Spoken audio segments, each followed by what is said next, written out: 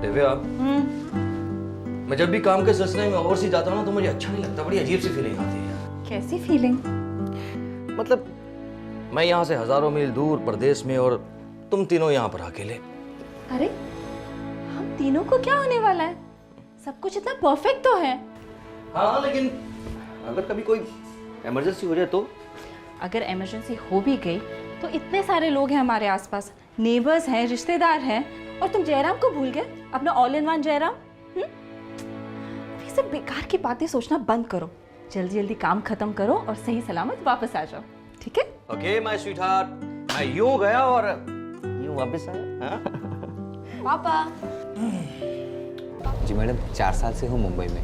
वैसे कहाँ से हो? पोखरा, नेपाल। और 4 साल से मुंबई में क्या कर रहे थे? जी घर का काम। इससे पहले चेंबूर में काम करता था। और वहाँ से क्यों छोड़ दिया? वो लोग विलायत चले गए। देखो, मुझे फुल टाइम नौकर चाहिए जो सुबह 8 बजे से लेकर रात के 9 बजे तक काम करे और संडे को आधा दिन। और हाँ, मुझे प्रूफ चाहिए कि तुम ही हो, जैसे कि राशन कार्ड, पासपोर्ट, जो भी। लेकिन पुलिस वेरिफिकेशन तो करवानी ही होगी। होगा मैम, होगा।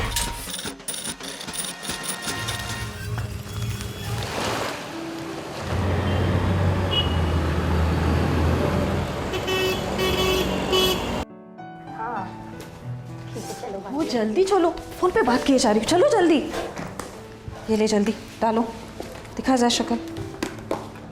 कौन भी निकल। ओ गॉड, फिर ढोकला ना मम्मी, मारे न दिखावा ना ना ना। माँ वैसे भी लेट हो रहा है, क्यों ना शाम को आते वक्त हम बर्गर ले आए। मुझे तो कोई एतराज नहीं, तुम्हें है? नहीं है। लेकिन मुझे है। कल शाम को भी तुम दोनों ने पूरे पिज़्ज़ास खत्म किए हैं। And fast food is slow poisoning, समझे? तो क्या हम पानी पीकर ही शाम को ट्यूशन जाएंगे? कितना नाटक। गुरु सिंह बना देगा तुम्हारे पसंद का खाना, लेकिन रिंकी तू तो चुपचाप ढोकला खा, समझी? चलो जल्दी चलो, भागो भागो भागो, लेट हो रहे हैं।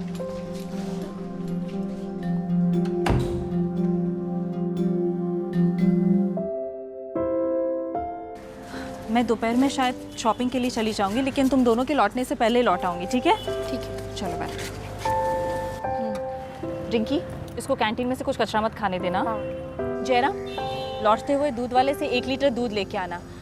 आज तो वो 2 लीटर दूध देने वाला था ना? मैं उसे कल ही बोला था 2 लीटर देना, भूल गया होगा, मैं लाता हूँ। आज उसको याद दिला देना कि कल से 2 लीटर दे। जी मैम। बाय मम्मा।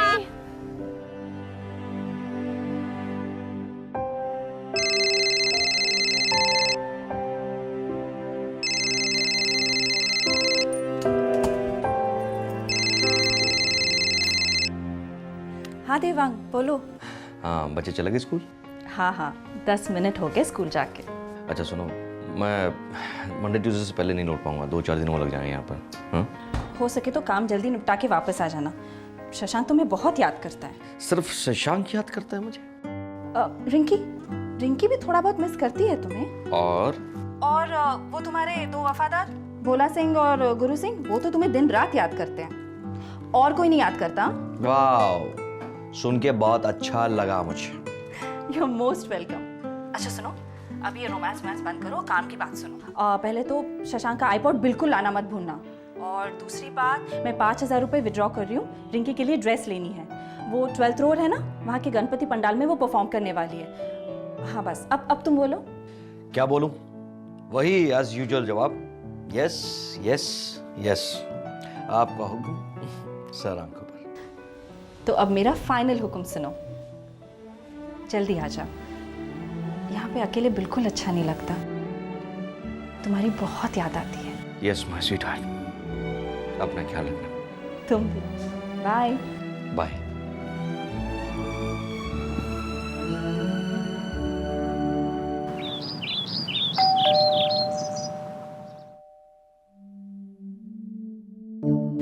गुरु भोला, आज फिर से लेट आए तुम दोनों। मैम बस्ती में बहुत पानी भर गया था, कल रात भर बारिश हुई है।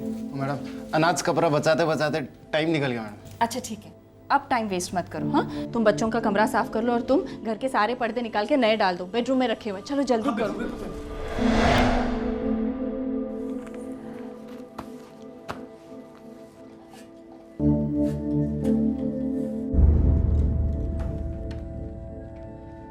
अच्छा जयराम, मैं होंडा सिटी लेके जा रही हूँ और मुझे आने में देर होगी, तो बच्चों को वैगन आर में लेके आ जाना।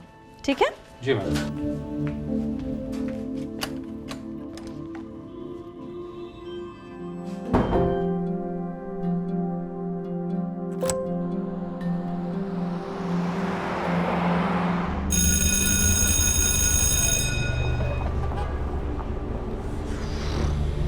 दीदी मम्मी को फोन करो ना, मैं इतनी देर से टाइम पास कर रही हूँ, क्या स्विच ऑफ है ना? चेहरा में का सेल ट्राई करो ना, वो भी स्विच ऑफ है। दीदी वॉकिंग वॉक नहीं जाता ना, 4 o'clock को मेरा कार्टून जो शुरू हो जाएगा, मैं मिस नहीं करना चाहता। प्लीज दीदी चलो ना। चलो चल के जा।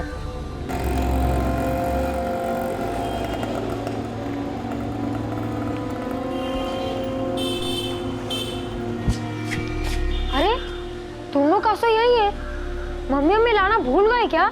स्ट्रेंज, ये तो बहुत अजीब बात हुई ना। चलो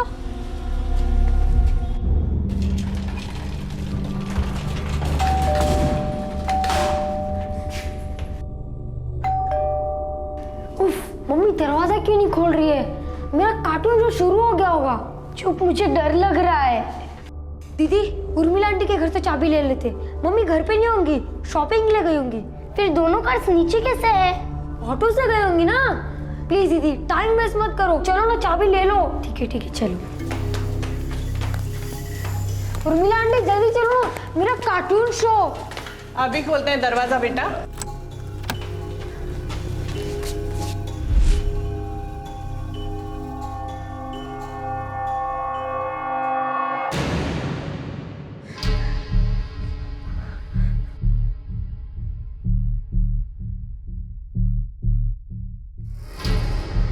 मम्मा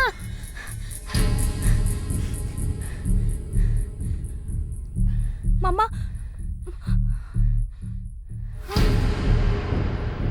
मम्मा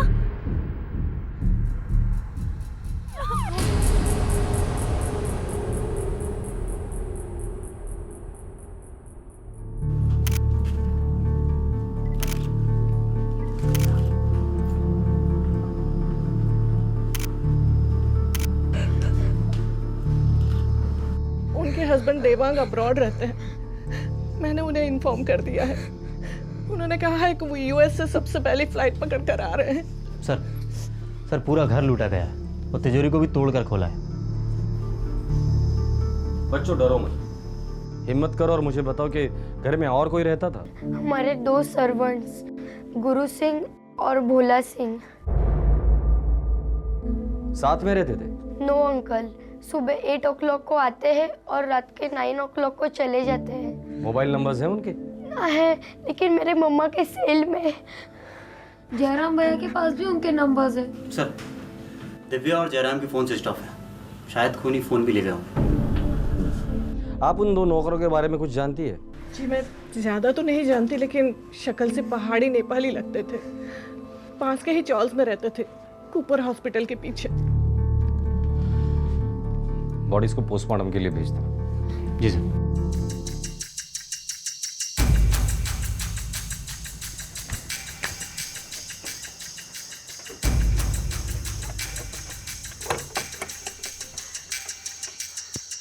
साहब खोली तो मेरी है, लेकिन मैंने गुरु सिंह और भोला सिंह को किराए पर दिया था। चाबी कहाँ है? साहब चाबी तो बेकार है, जो ताला मैंने दिया था वो बदल दिया, उसने अपना खुद का नया ताला लगाया। कामड़े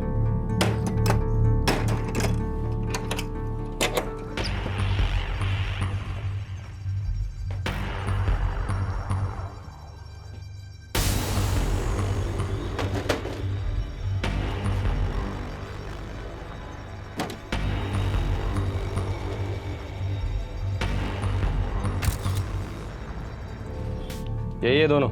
हाँ सर, 3 सालों से ये लोग यहाँ रह रहे हैं सर। और 3 सालों से उसी घर में काम कर रहे हैं जिस घर में मर्डर हुआ और घर लूटा गया।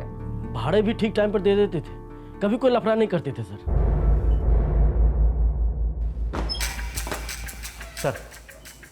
गुरु सिंह और भोला सिंह दोनों के मोबाइल नंबर प्रीपेड हैं और दोनों ऑफ हैं। दिव्या और जयराम के फ़ोन भी ऑफ हैं। बिल्डिंग की सिक्योरिटी क्या कहती है? कुछ कहने लायक नहीं है सर, एक ही वॉचमैन है, वो भी आधा टाइम लोग घर के काम करता है। मतलब अब तक के लिए हमारे लिए मुख्य आरोपी ये 2 नौकर ही है, गुरु सिंह और भोला सिंह। दोनों नेपाल से हैं सर। इसीलिए तो हमें इन्हें जल्द से जल्द पकड़ लेना चाहिए, क्योंकि एक बार अगर उन्होंने बॉर्डर क्रॉस किया तो ये मामला लंबा खींचेगा। करेक्ट है सर। जूस की एरिया के जितने भी रिक्शा और टैक्सी वाले हैं सबसे पूछताछ करो। किसी न किसी के तो गाड़ी में लूट का माल लेकर भागे होंगे। हो सर। इन्हें फ्लैश करो। यूपी और बिहार पुलिस से कहना कि बॉर्डर के शहरों में इन्हें फ्लैश करो। गोरखपुर और गया कि बीएसएफ से भी बात कर लो। बाय फ्लाइट तो ये लोग भागेंगे नहीं, बाय रोड ही भागने की कोशिश करेंगे। सर दोनों के मोबाइल नंबर मैंने सर्वेलेंस पे डाल दिए हैं। साथ में दिव्या और जयराम का भी मोबाइल सर्विलेंस पे डाल दो। पूरे चांसेस है कि ये लोग इनका मोबाइल यूज करेंगे ही करेंगे। बस एक बार ये लोग इनका मोबाइल स्विच ऑन करें तो समझो हमारे हाथों में पहला सुराग लग गया। दिन दहाड़े डबल मर्डर मुंबई के एक बहुत ही पॉश इलाके में। शक के दायरे में थे घर में काम करने वाले 2 नौकर जो उस घर में पूरे 3 साल काम कर चुके थे। इस खूंखार जुर्म ने सारे इलाके को ठंडे पसीने में भिगो दिया। मुंबई शहर भी सुन रह गया। 1 महीने में इस किस्म का यह तीसरा हत्याकांड था। पुलिस पर मैक्सिमम प्रेशर था कि खूनियों को कानून के हवाले किया जाए as soon as possible.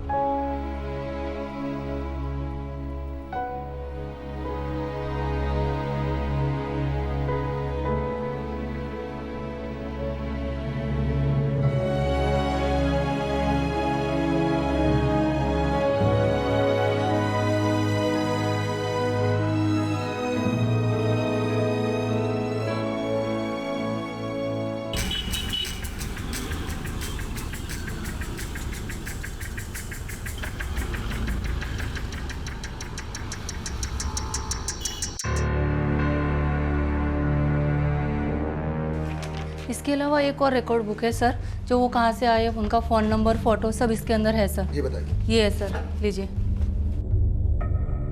Good. जी नहीं, भोला और गुरु हमारे पास किसी एजेंसी के थ्रू नहीं आए थे। फिर जयराम के थ्रू आए थे। जयराम पिछले 15 सालों से हमारे साथ काम कर रहा था। उसकी चॉइस पे हमें कोई डाउट नहीं था इंस्पेक्टर साहब। जयराम हमारे परिवार की तरह था, एकदम हमारा फैमिली मेंबर जैसे। आपने उन दोनों का कोई पुलिस वेरिफिकेशन नहीं करवाया था? कोई रिकॉर्ड ही नहीं है, ऐसा क्यों? जी वो वेरिफिकेशन रह गई थी। जैसा कि मैंने आपको बताया, वो दोनों जयराम के थ्रू आए थे और जयराम पे पूरा भरोसा था हमें।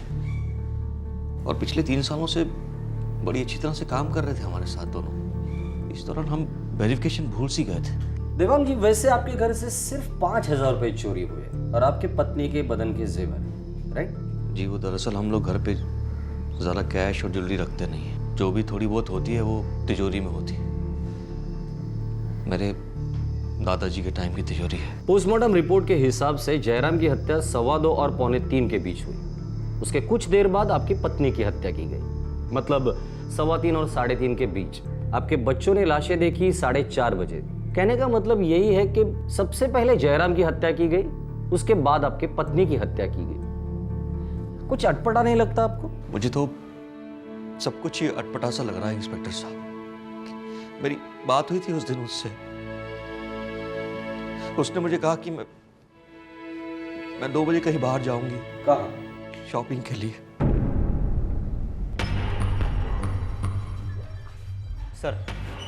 सर ये टैक्सी वाला बोल रहा है मर्डर के दिन शाम को उसने 4 नेपाली आदमियों को जुहू से अंधेरी स्टेशन छोड़ा था। हाँ साहब, जिस दिन ये मर्डर हुआ था वहाँ से कुछ 10-20 मीटर दूर मैंने अपनी गाड़ी लगाई थी। सर इसने दोनों फोटो आइडेंटिफाई किए हैं। उन 4 में से 2 गुरु सिंह और भोला सिंह थे। अंदर स्टेशन ईस्ट वेस्ट। अरे वेस्ट में चलेगा कि नहीं? हाँ बैठो, मैंने कब मना किया? चल बैठो, चल चल चल चल चल चल चल चल चल चल चल। उनके बीच कुछ तो बातें हुई होगी, कुछ याद है? कुछ कहा था उन्होंने? एकदम चुप थे साहब, चारों के चारों एकदम चुप थे। सर मैंने 35 एजेंसीज में छानबीन की, उनमें से 16 लोगों के रजिस्टर में नेपाल से आए हुए कामगार थे। और सर ये गुरु सिंह और भोला सिंह का नाम किसी में नहीं मिला सर। एजेंसी से कुछ पता नहीं चलेगा, ये लोग एजेंसी के थ्रू आए ही नहीं थे। गुरु सिंह और भोला सिंह के फ़ोन रिकॉर्ड आ गए हैं कंपनी से। एक नंबर से इनके फ़ोन पर बहुत सारे कॉल्स आए और इन्होंने भी उस नंबर पर कॉल किए हैं। किसका नंबर है? नकुल बहादुर नाम का आदमी है, चेंबूर में। नकुल बहादुर तो 2 दिन से आया नहीं साहब इधर। गुरु सिंह और भोला सिंह के साथ उसकी दोस्ती थी, उन दोनों को जानते हो? नहीं साहब, नहीं जानता। नकुल बहादुर को भी ठीक से नहीं जानता मैं। अभी 6 महीने हुए साहब उसे यहाँ पर आके। पर तुम्हें ये भी नहीं पता होगा कि वो कहाँ से आया था, इस वक्त कहाँ है? कुछ नहीं पता ना तुम्हें?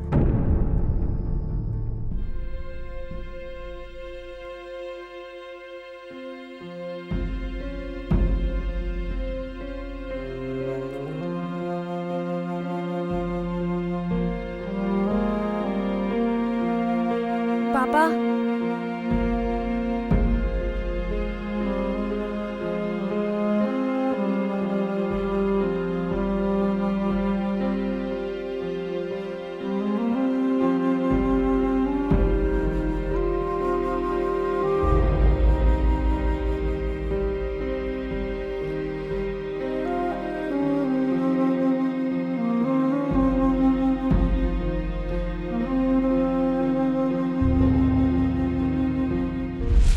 दिव्या, मैं जब भी काम के सिलसिले में ओवरसीज जाता हूँ ना तो मुझे अच्छा नहीं लगता, बड़ी अजीब सी फीलिंग आती है। कैसी फीलिंग?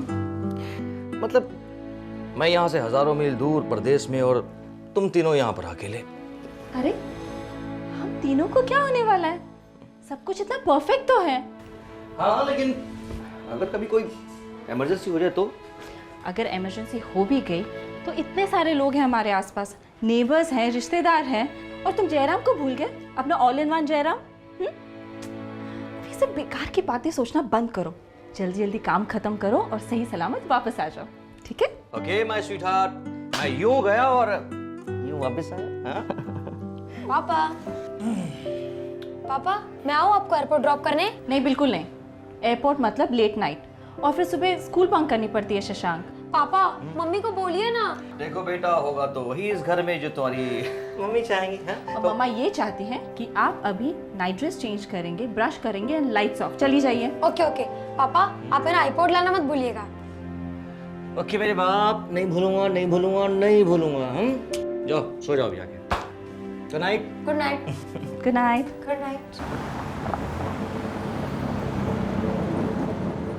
जयराम, भाभी और बच्चों का अच्छी तरह से ख्याल रखना, ठीक है?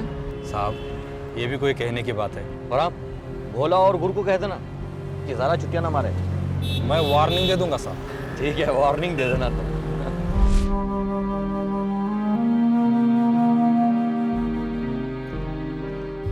भोला और गुरु को इस घर में काम करते हुए 3 साल तो हो चुके थे, लेकिन यह भी तो हो सकता है कि 3 साल से ये दोनों इस हत्याकांड की साजिश रच रहे थे।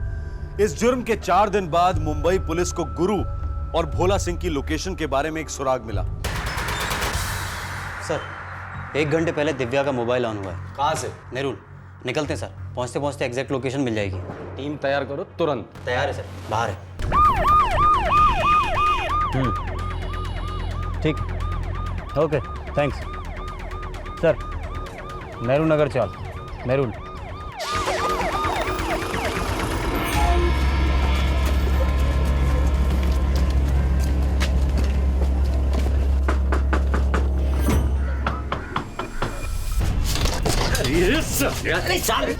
पकड़ रहे हैं। ये सालेगा।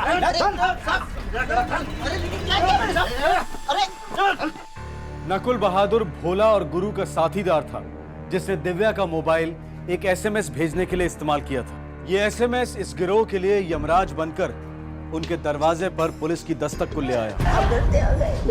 हमसे गलती मत करवा, चुपचाप बता दे 3 लोग कहाँ है, वरना तुझे मार दूंगा मैं गलती से। बता। वो तीनों नांदेड़ में साहिब, और वहाँ से मुल्क जाने वाले थे। मुल्क कहाँ है? हिंदुस्तान में या नेपाल में? नेपाल में है साहब, नेपाल में, पोखरा जिला साहब। साले गुरु भोला, तुम दोनों ने कहा था घर में बहुत माल पड़ा है। अरे यार हम लोगों को लगा माल बहुत है तिजोरी में। जब भी तिजोरी खोलती थी हमें ठीक से दिखता नहीं था यार। तिजोरी भारी थी तो हमने सोचा माल भी भारी होगा। ये लफड़ा जो है ना हमको बहुत भारी पड़ेगा, देखना। भागने में, छुपने में, हर तरीके से। हमारे पास पैसे नहीं और हर चीज के लिए नोट लगते और हम हैं कड़के। कड़के तो वो लोग थे साले, बाहर से इतनी चमक धमक, 2-2 गाड़ियां, बड़ी बड़ी बातें, और साला तिजोरी में अंडा।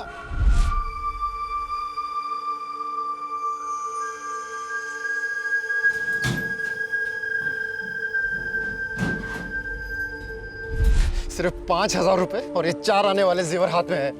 यार बहुत बड़ी भूल हो गई हम लोगों से, और फालतू में सबके सर 2-2 मर्डर लग गए। चलो माना, कैसे भी करके हम लोग नेपाल पहुंच जाते हैं, लेकिन वहां पे जाके करेंगे क्या? अरे भूखे मरना पड़ेगा उधर भी। क्या क्या सोचा था यार, क्या निकला है नसीब में। पूरे 3 साल की मेहनत बेकार गई है। सोच के अभी कोई फायदा नहीं है, समझ गए? एक काम करो, यहाँ से सीधा नांदेड़ निकलो। वहां पे मेरा एक दोस्त है, एकदम चुपचाप रहने का, कुछ नहीं बोलने का, समझा? ये दिखा।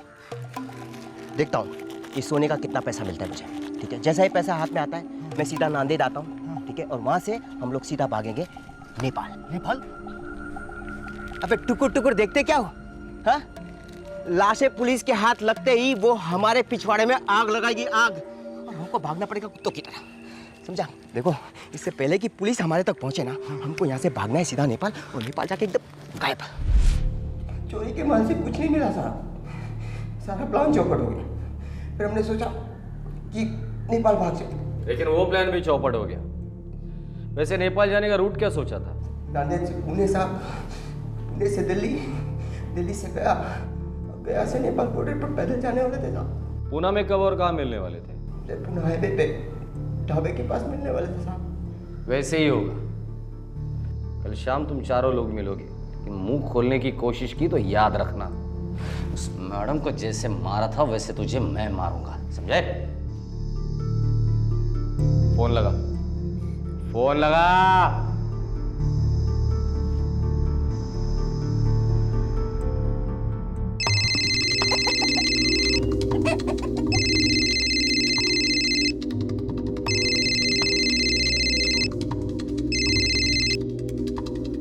हाँ नकुल, वहाँ सब ठीक है?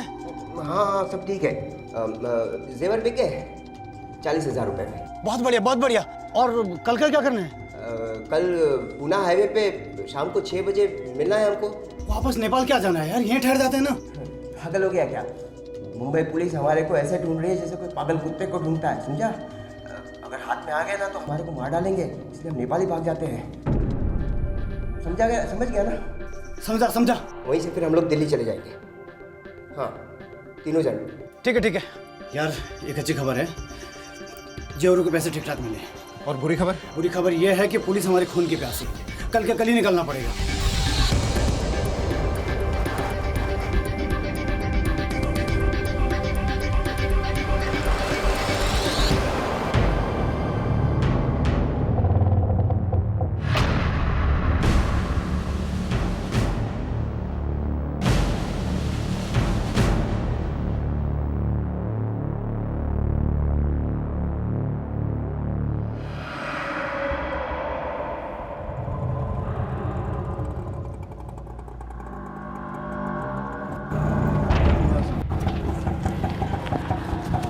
चलो भाई, कितना हुआ?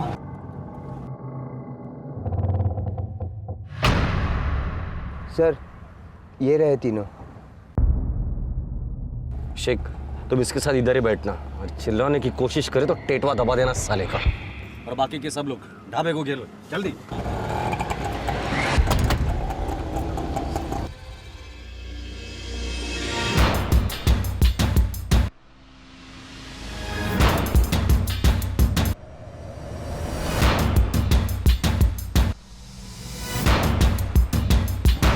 कुछ तो गड़बड़ है।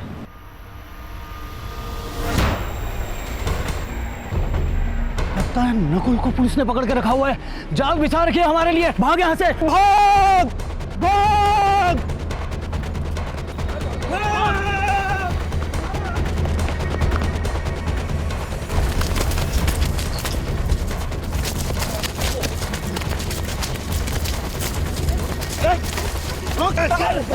नेपाल में अपने गांव पहुंचने से पहले ही मुंबई पुलिस ने इन चारों अपराधियों को धर दबोचा। अगर ये चारों बॉर्डर क्रॉस कर जाते तो इन्हें मुंबई की अदालतों में वापस लाना बहुत ज्यादा मुश्किल हो जाता, क्योंकि भारत और नेपाल के बीच में एक्स्ट्राडिशन ट्रीटी नहीं है। ये चारों नेपाली नागरिक थे और पिछले 3 सालों से उन्होंने इस हत्या की बारीकी से प्लानिंग की थी।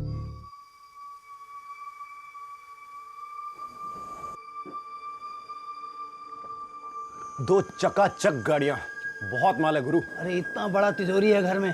कितना माल है तेरे सेठ की तिजोरी में? वो तो मालूम नहीं, लेकिन साहब जब भी मेम साहब को पैसा देता है वो फटाक से तिजोरी में डाल देती है। हर 2 महीने में सेठ बाहर गांव जाता है।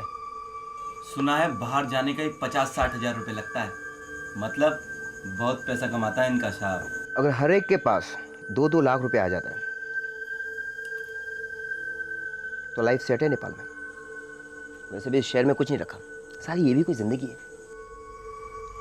लूट लेते तेरे सेठ की तिजोरी को। अरे मैंने सुना है सेठ अगले हफ्ते 1 हफ्ते के लिए बाहर गांव जा रहा है, और वो छोटे साहब है ना, वो कुछ पॉट लाने की बात कह रहा था। अबे आईपोड ढक्कन। हाँ, ये होता क्या अबाउट? महंगा फोन। जो भी है यार, पैसा आएगा ना हमारे हाथ में, साला हम भी अबाउट लेंगे। खरीदेगा? खरीदेगा। देखो गुरु, भोला, कल पूरे घर की साफ सफाई करनी है हमें, ठीक है? जी मैम साहब। घर के पर्दे भी बदलने, बहुत मैले हो गए हैं। हो जाएगा मैम साहब। डस्टिंग से शुरू करना। दोपहर में मैं 2-3 घंटे के लिए बाहर जा रही हूँ, उस वक्त टीवी बिल्कुल मत देखना। कल के कल ही मुझे सारा काम खत्म करना है, ठीक है? समझा मैम साहब। सब समझ गए मैम साहब। जयराम, मैम साहब को मारने का कोई इरादा नहीं था साहब। प्लान ये था कि जैसे मैम साहब 2 बजे घर से बाहर जाएंगे, हम पूरा घर साफ कर लेंगे और फूट लेंगे।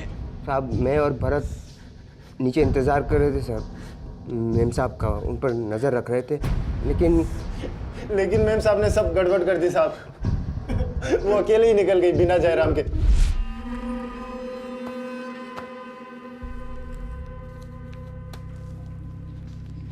अच्छा जयराम, मैं होंडा सिटी लेके जा रही हूँ, और अगर मुझे आने में देर होगी ना तो बच्चों को वैगन आर में लेके आ जाना, ठीक है? जी मैम।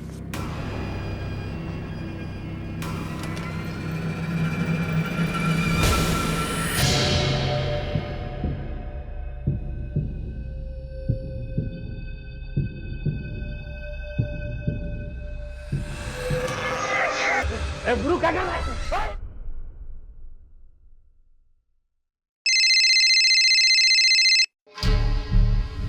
प्रॉब्लम हो गई यार। हाँ, क्या प्रॉब्लम हो गया? क्या जयराम को मार? अरे यार, कोई और चारा भी तो नहीं था। तब तेरी की एक काम कर, अभी के अभी फटाफट जितना भी माल निकलता है हाथ में लेके वहां से निकल जाओ अभी। हाँ, अब तो तुम लोग बाहर जाओ, नजर रखना जरा हमारे। अरे मैं नजर रख रहा हूँ, मैं तेरे को क्या बोला वो काम कर। क्या हुआ? लफड़ा? यार जयराम को मार दिया यार लोगों ने।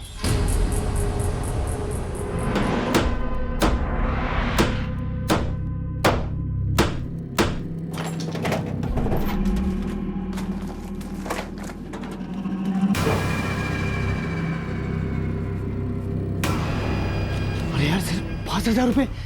साले, तूने तो कहा था मेम साहब सारा पैसा इसमें रख दिया। अरे सिर्फ मैंने बोला था, तू भी तो यहाँ नौकरी करता है। ये क्या हो गया गुरु? फालतू में जयराम को मार दिया। क्या हो गया यार? और हाथ में कुछ नहीं आया। क्या करें अब?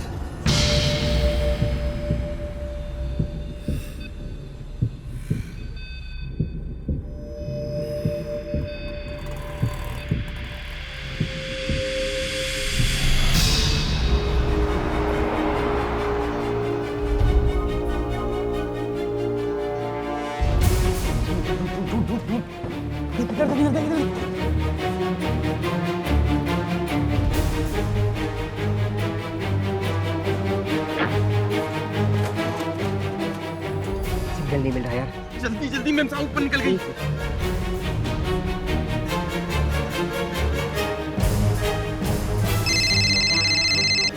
लग गया। हाँ हेलो।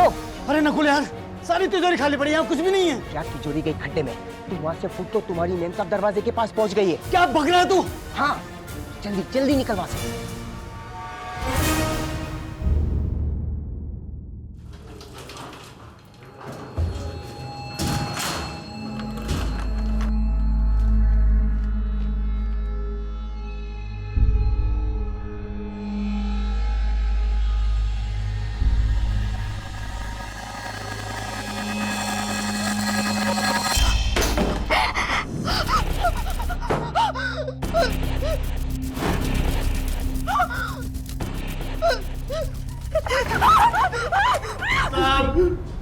हम लोग बहुत डर गए थे। एक मर्डर तो पहले कर चुके थे हम लोग। इसलिए डर के मारे थर कांपते हुए तुम लोगों ने एक अकेली औरत को जान से मार डाला। हाँ? कसम से साहब, बहुत फटी पड़ी थी साहब। मेम साहब चिल्लम चिल्ली करती तो पकड़े जाते ना साहब। लेके जा मेरे।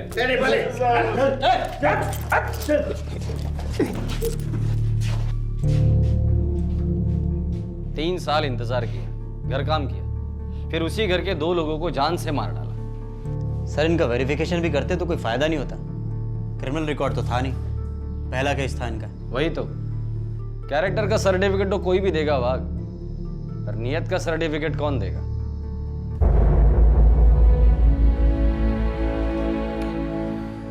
तुम्हारे पति जयराम ने हमारे घर की बहुत लगन से सेवा की है। मैं तुमसे वादा करता हूँ, तुम्हें और तुम्हारे बच्चों को कभी भी किसी चीज़ की कमी नहीं होगी। अब से तुम और तुम्हारे बच्चे मेरी जिम्मेदारी है।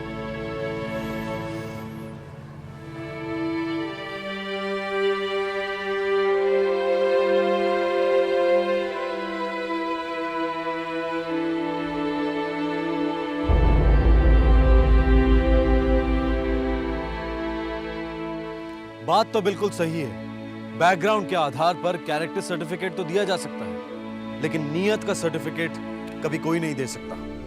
लेकिन फिर भी बैकग्राउंड चेक्स, पुलिस वेरिफिकेशन और हमेशा चौकन्ना रहना, ये सब कॉमन सेंस वाली बातें हैं। किसका दिमाग कब बिगड़ गया है और कब बिगड़ेगा, ये तब तक नहीं पता चलता जब तक जुर्म नहीं होता। इस एपिसोड के द्वारा हम ये कतई नहीं कहना चाहते कि हर नौकर एक पोटेंशियल खूनी या लुटेरा होता है, और ना ही हम किसी प्रांत या देश के कामगारों पर उंगली उठा रहे हैं। हम सिर्फ ये कहना चाहते हैं कि समझदारी और सावधानी सबको इख्तियार करनी चाहिए। क्राइम पेट्रोल 10 तक जुर्म की दास्तानों को बुलंद करता रहेगा। हमारा लक्ष्य एक है, आप और हम मिलकर करेंगे जुर्म को कम। फिर मिलेंगे। शुभ रात्रि। जय हिंद।